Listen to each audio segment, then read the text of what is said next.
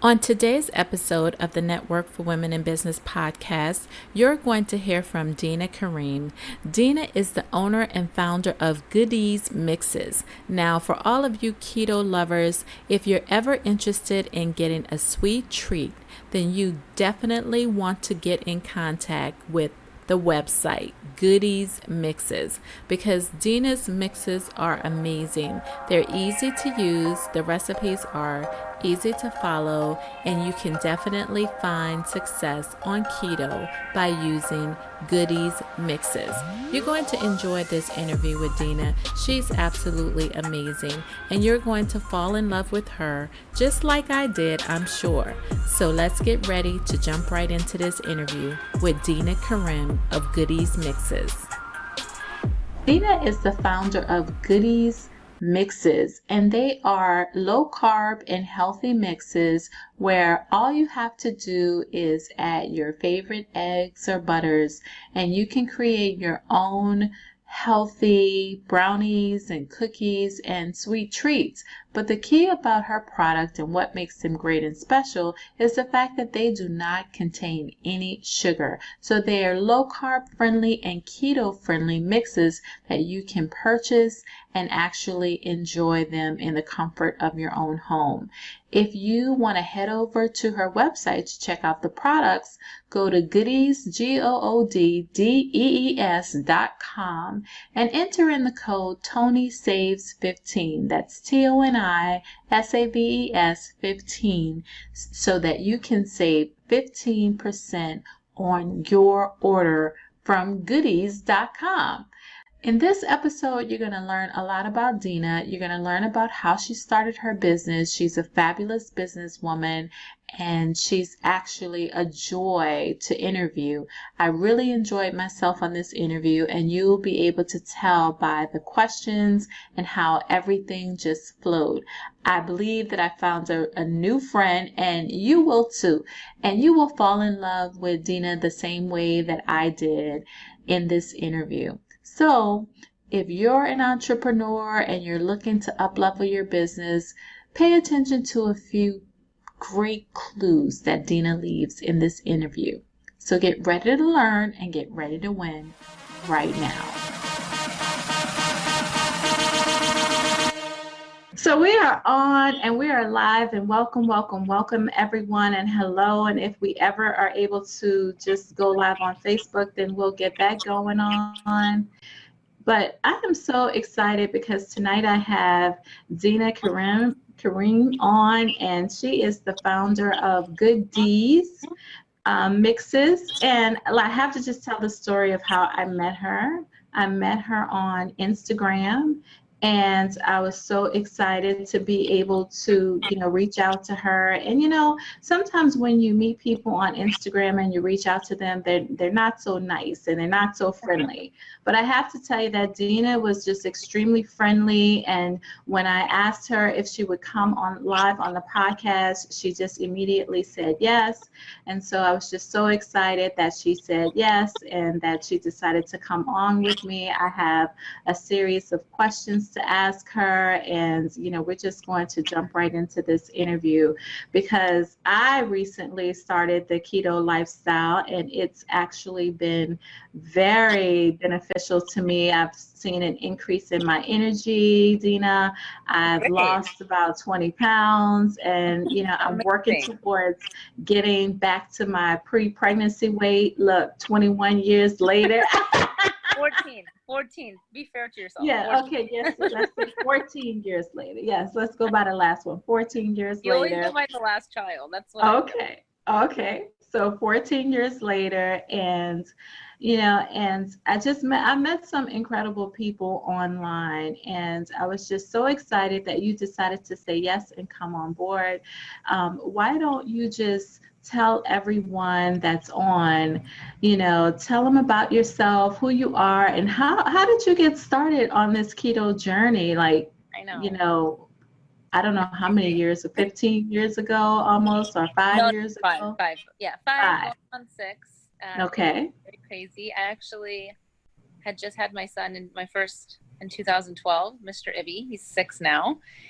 and my metabolism changed, my body changed. And what I used to do before, I think because I yo-yoed so often and so frequently before I had him, my weight, I would either be like a pretty good weight, or then I would just balloon and it would just go up and down, up and down. So I'm pretty sure I wreaked havoc on my metabolism.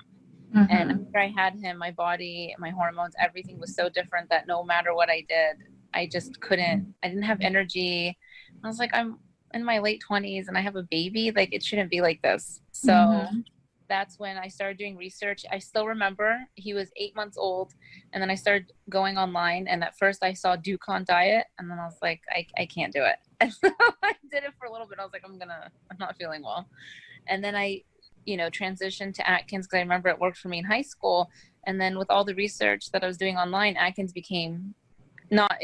like my lifestyle became from Atkins to ketogenic. And then I just went full force and I loved it. And from there, I really haven't looked back. So it's been pretty amazing to me. It wasn't just about, I have to say, it wasn't just about weight. I mean, I think initially that's what it usually is for a lot of people, but it really healed a lot of things with me in my relationship with food. And it let me enjoy food again. I don't feel like there's good or bad anymore. I just feel like this tastes really good. And now I'm full and we're good, and I'm not scared of fat anymore. So it's been a lot of things.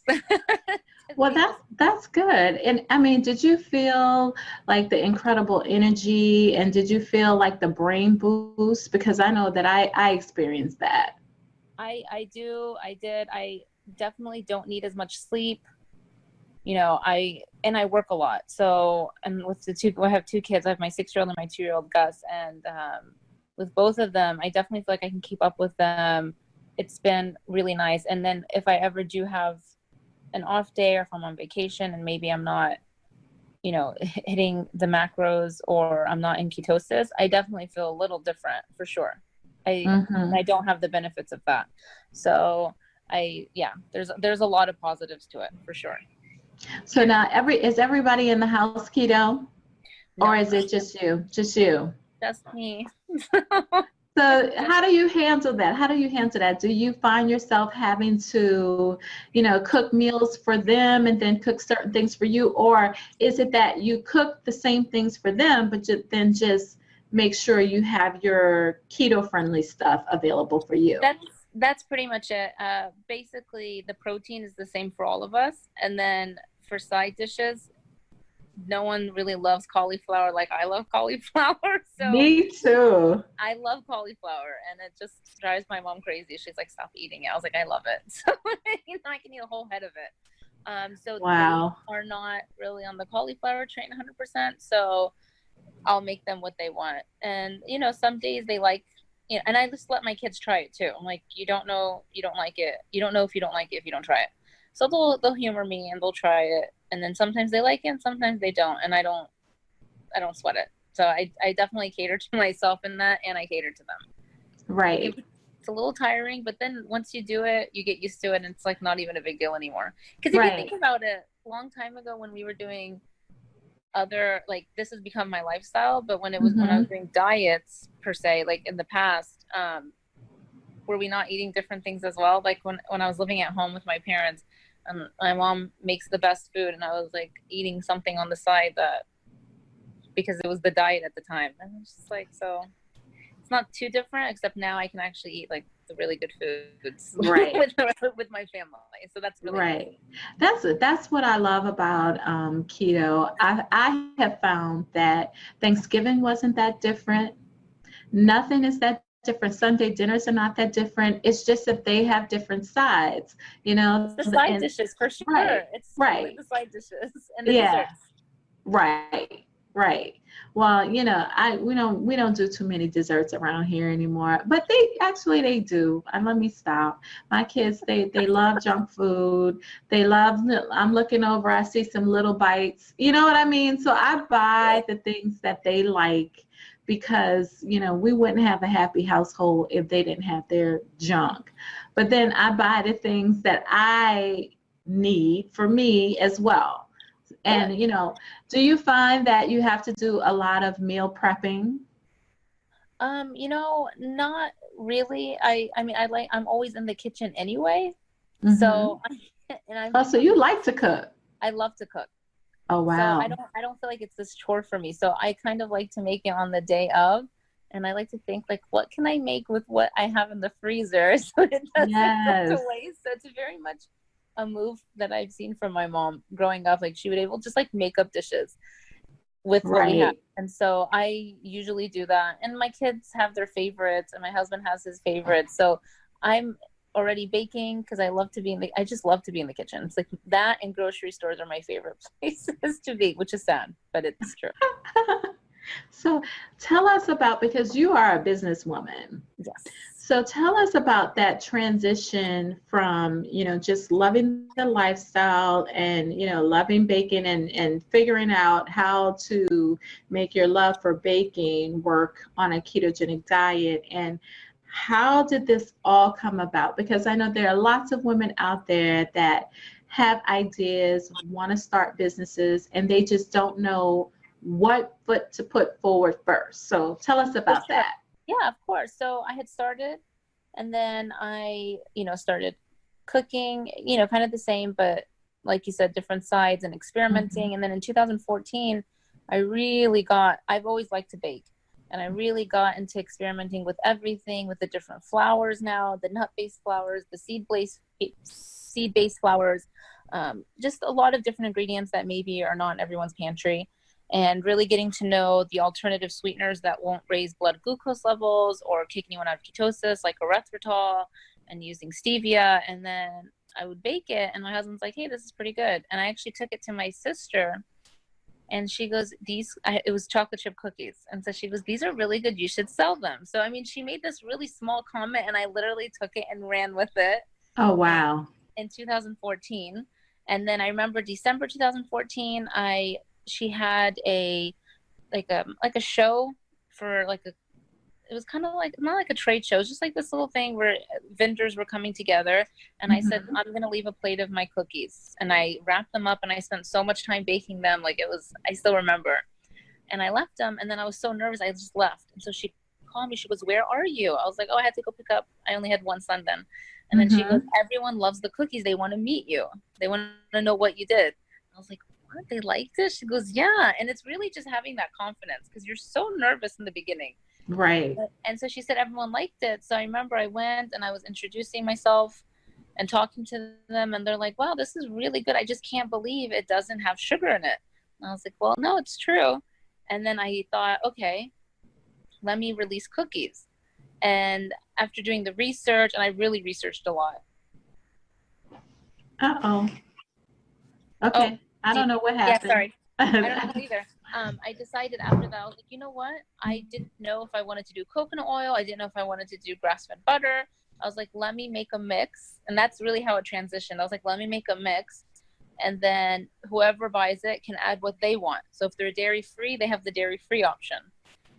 And so then that was around March, April of 2015. And then I did all the paperwork for my LLC.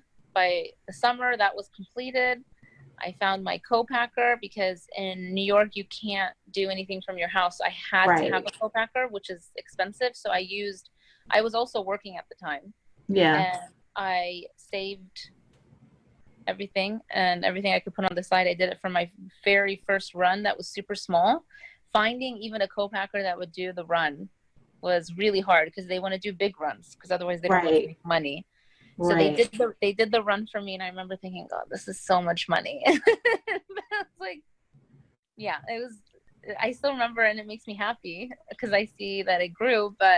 And I had all these boxes in my apartment, and then I launched it October 23rd, 3 days before my 2015, 3 days before my 31st birthday, because I had a goal to start my own company when I'm 30, and I was like, I'm still 30.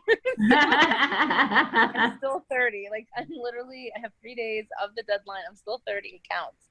Right. I know, it's very silly, but in my head it made no, sense. But that's good. That's good. Yeah. So then I started to sell then, and then a month later I found out I was pregnant with my second.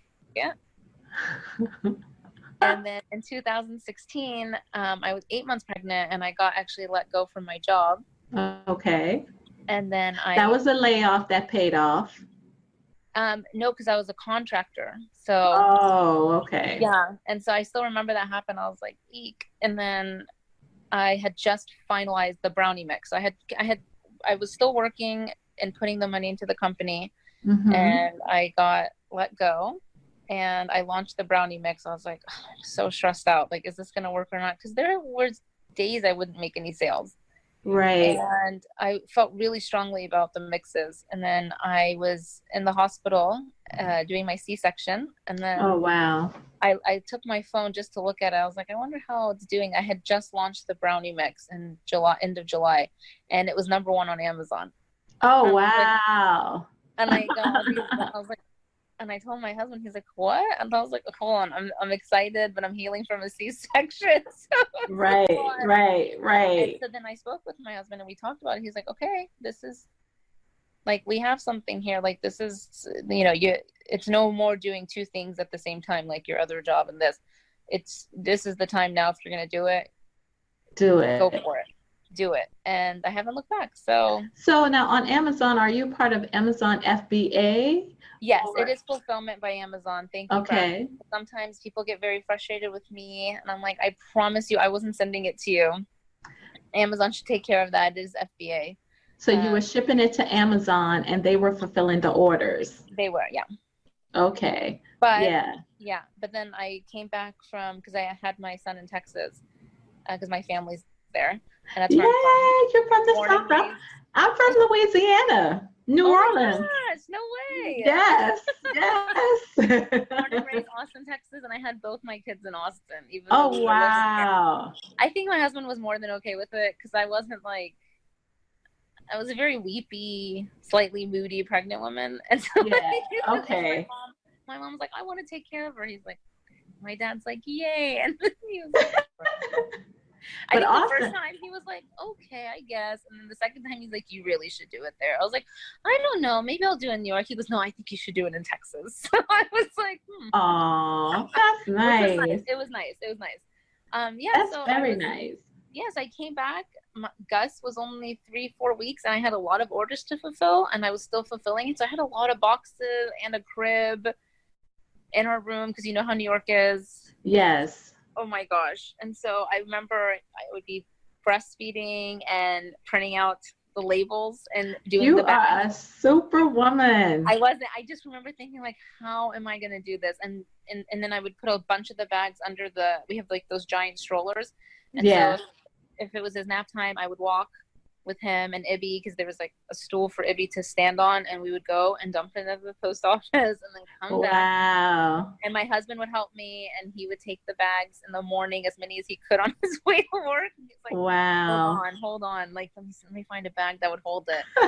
I know. And then eventually, I was doing that since I started. I did it for over 1.5 years before I found a fulfillment center, because it's expensive. So you want to cut costs as much as you can. Right, in the beginning. Definitely. So I definitely penny pinched. You bootstrapped it. I did. Yeah, you bootstrapped it, but you did what you had to do. Not on ingredients. And because I spent so much and still do on ingredients, I never cut corners on there. But I cut corners on other things, like myself putting the labels on the bags to save like however much. It's nice to remember it now, to be honest. Like, I smile. It's a good memory. Because, I mean, you were delivering one baby and birthing another baby at the same time. Yes. So the company is your baby. You're delivering and it's, hey, look at that. It's crazy. Like, I still remember seeing all the boxes, because, the shipments would come here. And I couldn't order too many at a time. Well, 1, cost restraints, and 2, space restraints. Right. And so by the time I had a 3rd SKU, which was the snickerdoodle, my husband's like, there's literally no room in the apartment. It was like boxes on top of boxes on top of boxes. He's like, we have nowhere to move. And so it was true. It was very claustrophobic for a little bit, but it was fun. Right. So now you have the fulfillment center. Things are a lot easier. Much easier. I have my warehouse, and I have Amazon, and so that's what really allows you to expand. You need space, and and you understand how it is in New York. It's not like you have a garage and you can, Right. it's like you have an apartment and you find places to put the boxes and you have to just figure it out. So, But it was worth it. How is business today? knock on wood, so I don't want to jinx myself. Very good. I'm very lucky. Very grateful. I have the nicest customers. I've become friends with many of them, which makes me very happy. I knew a lot of them before I started the business because of I have my D Low Carb Cafe account, and that's what I started to chronicle, like for, chronicling my journey. And I remember doing that. And I think I also started that one end of 2013. So I've stayed in touch with all those people on both the accounts. So it was really cool because when they saw me starting Good D's, they're like, what? And so a lot of them became customers and now friends. It's been very nice. I'm very lucky with the people who support me. I have a very supportive customer base and just really, really good energy around me. So I'm lucky. That is so cool. That is so cool. I'm very grateful. I'm very grateful. So where do you see yourself taking this? I mean, I know you said today you launched in a store in Puerto Rico. So tell us a little bit about that. That was very exciting. So I am in a few stores in New York. Okay. I'm in a couple of stores in California. Mm-hmm. I just launched actually on Amazon UK. So that's very exciting. I'm very excited about that. And I'm in Canada. I have a really good relationship with the store there, Switch Grocery. I love the owner there. She's amazing. I'm in a couple of other stores in Canada as well. So I've been very lucky. Canada's been very good to me. US has been very good to me. So I've nice. Hopefully UK and EU. Yeah. Yes. Oh no, we're gonna speak it into existence. You're already a success. I believe it. Put it out there and just So tell us, what's the process like? What's that process like, reaching out to retailers and getting your product, placed on a shelf? It's a lot of communication, outreach. It is. So it's twofold. It's you reaching out and communicating with them, and then there's the other side where if you're somehow lucky enough to grab their attention and they reach out to you, it's then once they reach out to you, it's you convincing them in that kind of sense, like, hey, I've heard about you, but why should I carry you? And you're like, this is why.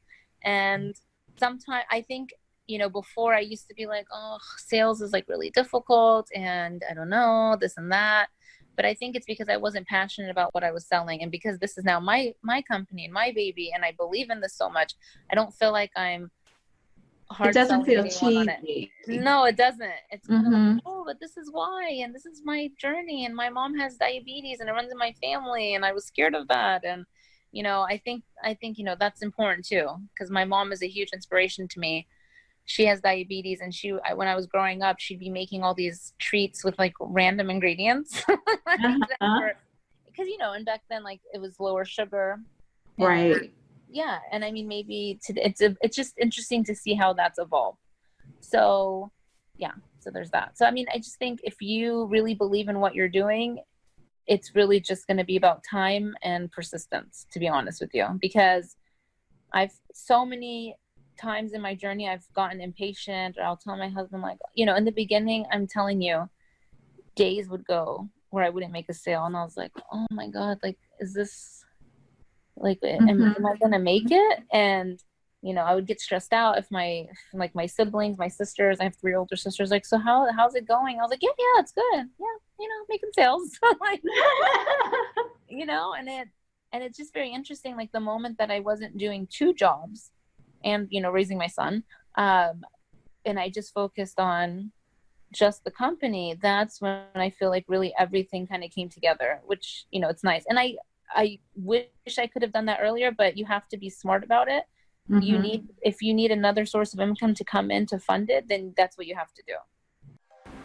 Wow, Deana has really shared some amazing information that I'm sure is going to help a lot of entrepreneurs to grow. I wanted to just take a break in the podcast to talk to you about the upcoming Small Business Bootcamp for Women. The Small Business Bootcamp for Women is taking place on November 16th, which is a Saturday, in New Rochelle, New York at the Radisson. It is going to be an amazing event.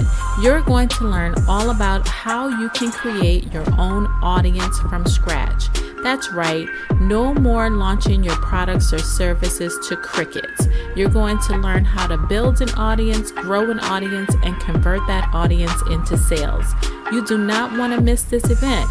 We're also going to talk to you about how to grow your audience through podcasting. That is going to be phenomenal. You definitely want to find out more at www.smallbusinessbootcampforwomen.com. Get your ticket because they're already going pretty quickly, and I will see you there. Now, back to the podcast. Right. And so that's about being patient. And so that was hard for me because I'm not exactly patient all the time. And I get very excited and I get the idea. And that's why, when I get an idea and I get very inspired, that's why I have so many mixes now, because I'm like, no, I want this to be released. So I'll be excited about one mix and then I get the idea for a new one and then I just go with it. And so that's the creative part of me. But then the business side of me realized you have to be slow and steady. You have to be patient. You really do. And it's so hard. But really patience, persistence, and just having the confidence is really the three things that I feel like have benefited me the most throughout this. Because I still can't believe it's been over 3 years since I started this. I feel like it was just yesterday. Wow. But then other times when I see something, I'm like, oh, I feel like I've been doing this forever. I should be further ahead. But I'm very hard on myself, right? So, I think everyone, especially when you're in business, you have high expectations for yourself. And I think that's okay. Mm-hmm. I think if you stop having that, you stop kind of growing. And so I want to keep that for myself. That's also my personality. That's awesome. That's awesome. Now, let me ask you a question about marketing and promotion and, branding and PR. What are some of your strategies for that? What are some of the places that you market and, what are you actively doing to get your name out there? Have you hired a PR person, an agency or something like that? So to get my name out there, I have to be very honest. It's all been word of mouth. Awesome. I was really, and I think that's probably why, it's not taking me a long time, but, it's been over 3 years. It's not like 3 months. Mm-hmm. And I think that in the beginning, I made some mistakes. How do I put it? I would try to use money, because I was just me trying to figure everything out. Yeah. And, like doing Google and the, pay per click, the PPC, and doing search engine optimization or SEO. Yeah. And I think if you're not very skilled in that, you can drain resources really fast. And I think I saw that happening. I was like, and so I turned it off and I didn't touch it for a while, to be honest with you. And then once I had the resources, I decided to go a route where I hire someone who knows how to do that. And I think that's one thing I would suggest to any small business is that know how to do everything, but know that if you can't do something well, you should hire someone who knows how to do it well, but at least you know what they're doing. And I think that's really important. I can do everything that I have in my company, but if I need to hire like a contractor to do something because they can do it better than me, I think that's money well spent. Yeah.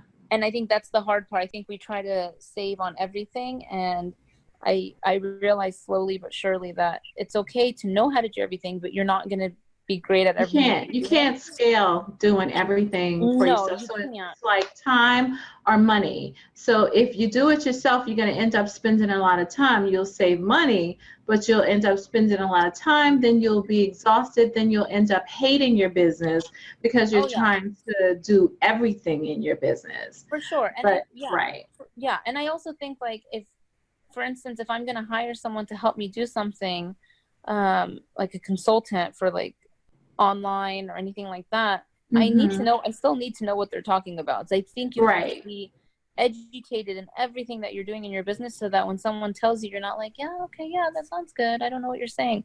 No, you should always know what they're saying.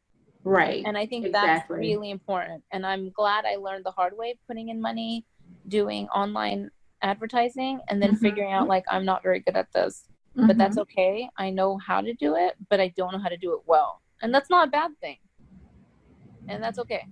So So you bootstrapped it, and I mean, and that's very admirable. And I think that a lot of people want to know how, how do you do that? Like how do you do that? Like how do you bootstrap it? How do you, make adjustments in your budget so that that, I need to put this amount aside for my business and this amount aside, for, taking care of my bills and things like that. And For sure. you know, That's a really good question. I think really in the beginning, I wasn't so focused. I was more, and even till now, I think it's so important that you're very involved in the community, that you're into, that you're part of the community.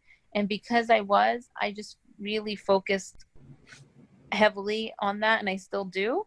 I enjoy everyone, and I'm very active on Instagram. I talk to a lot of them. I message like so many times in a day. And I feel like I know a lot of these people just like they feel like they know me, which is so nice. Good. And I think that's important. I think take the time to actually have genuine relationships, because people care about that. And then you care about those people and they care about you. So it's a mutual relationship that you are creating, but multiple levels of it.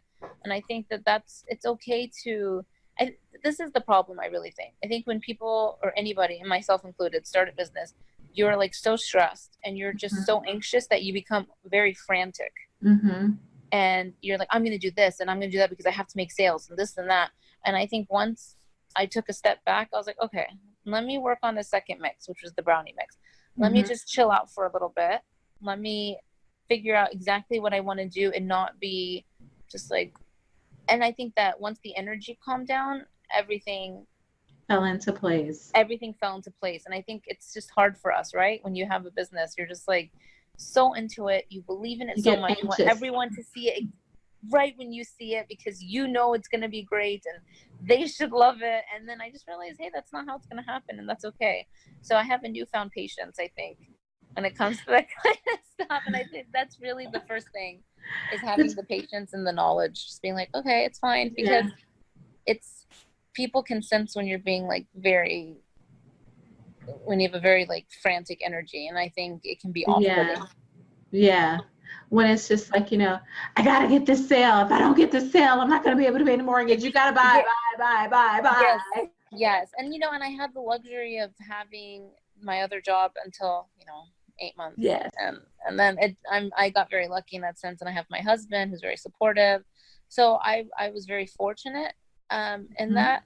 But I also saved a lot before, and I think that's very important. I think that the one thing I do think that could be an error is, because you were talking about marketing, is I think when anyone launches a product, they assume, and keep in mind my background, like my degrees are in advertising and PR.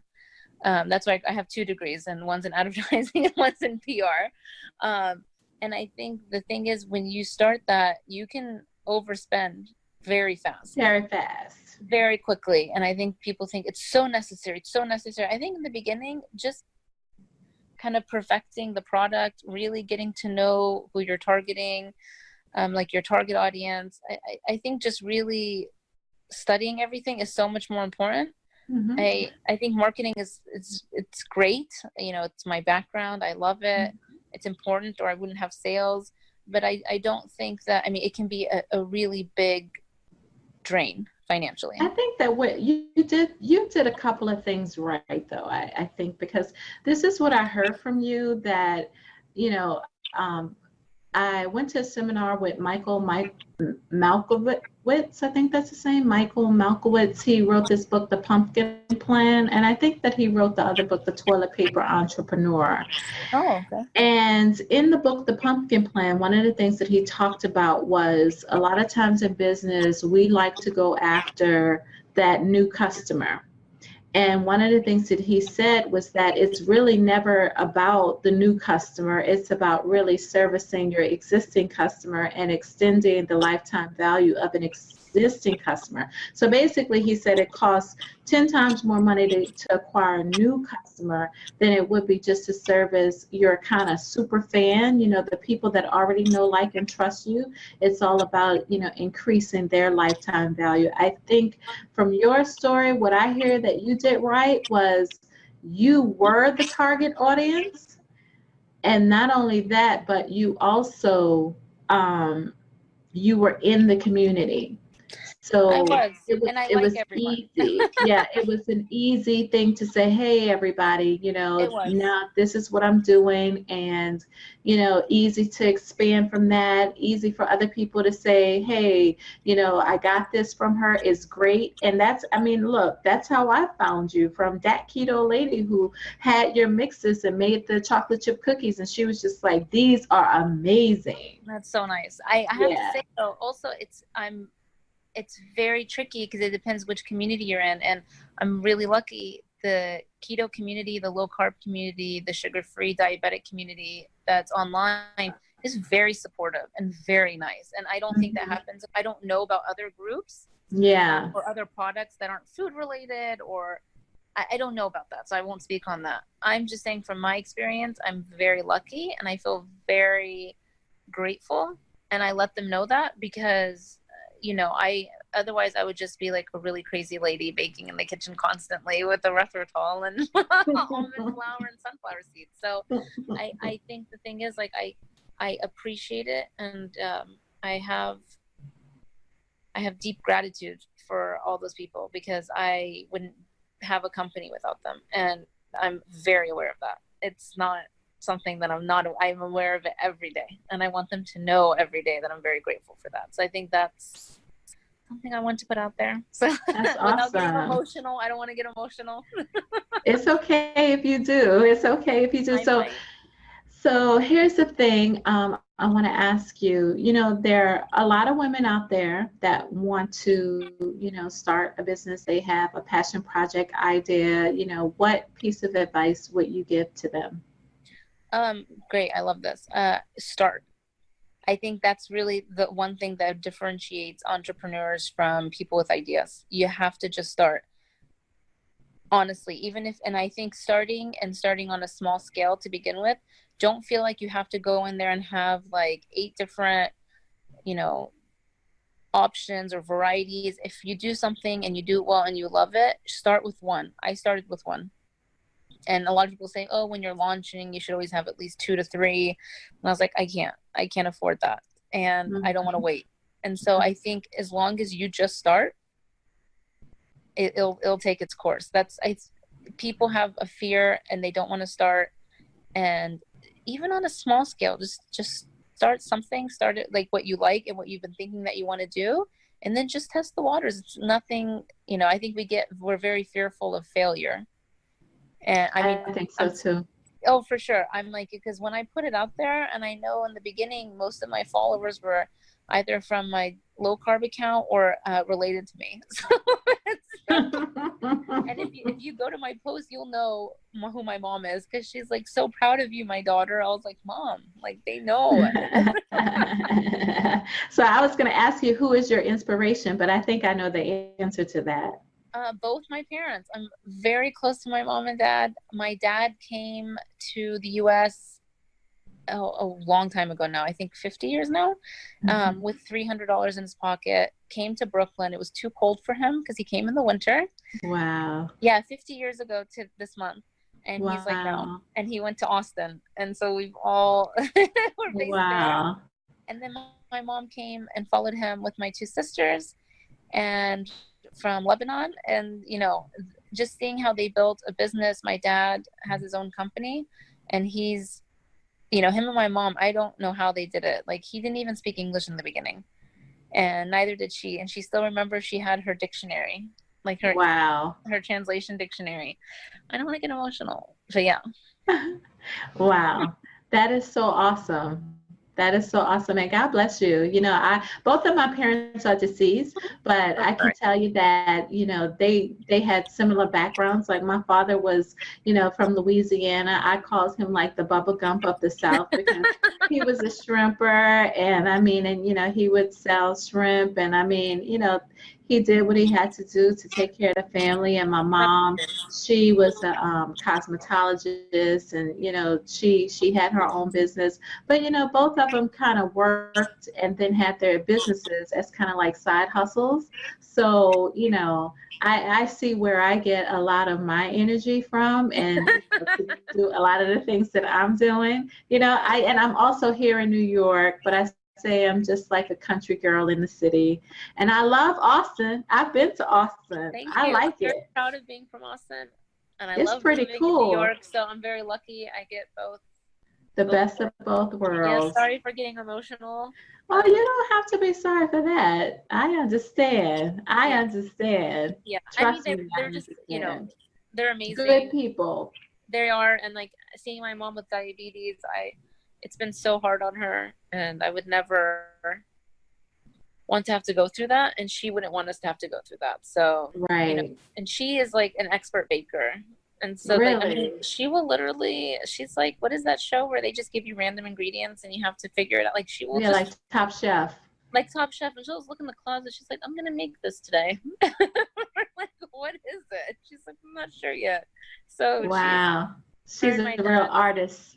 she is, and her and my dad are like such hard workers and still are, and they're just very inspirational. So, Speaking of inspiration, what's your favorite quote? oh my gosh, I wrote it down for you. Okay. Because I have it memorized, but just in case something like this would happen where I get emotional and then I forget myself. So I've been obsessed with this quote for a long time. So I'm gonna read it. Okay. Be who you are and say what you feel, because those who mind don't matter and those who matter don't mind. It's from That's Dr. right. It's That's my Dr. favorite. Ruth, right? Dr. Dr. Ruth, right? Seuss. Dr. Seuss. Oh, I love That's how Dr. you know I have Seuss. 2 kids, right? No, I love Dr. Seuss. Let me tell you, one of the things that I always like to do at graduations and whatnot, when people ask me to come and, say a few words, I bring the Dr. Seuss book, All the Places You Will Go, Oh my God. and I read it. You're just trying to make me cry tonight. I don't know. You like that book too? I do. I love that book. Emotional today. I I love don't know, that maybe. book. It's okay. It's okay.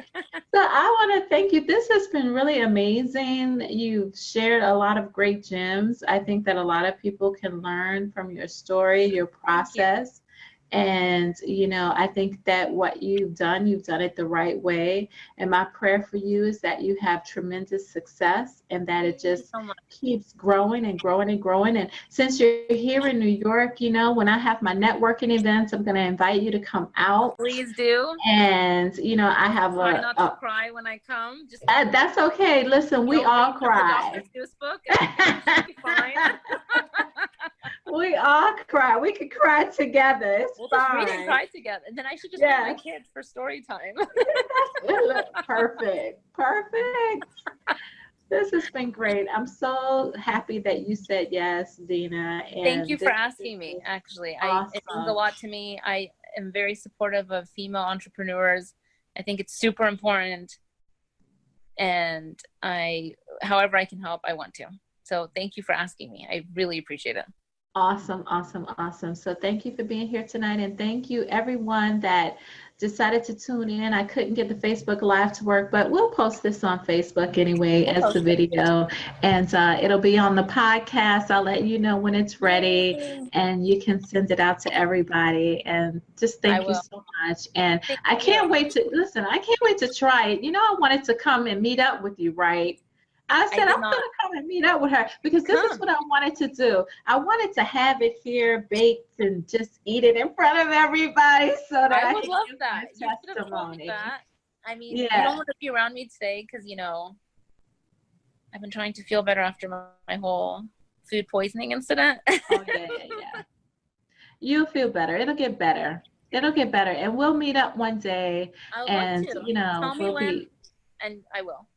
Awesome. Awesome. So thank you so much. And thank you everybody for listening, and stay tuned for the relaunch of the Network for Women in Business, which is an online marketing platform. And we just do a lot of great things for female entrepreneurs.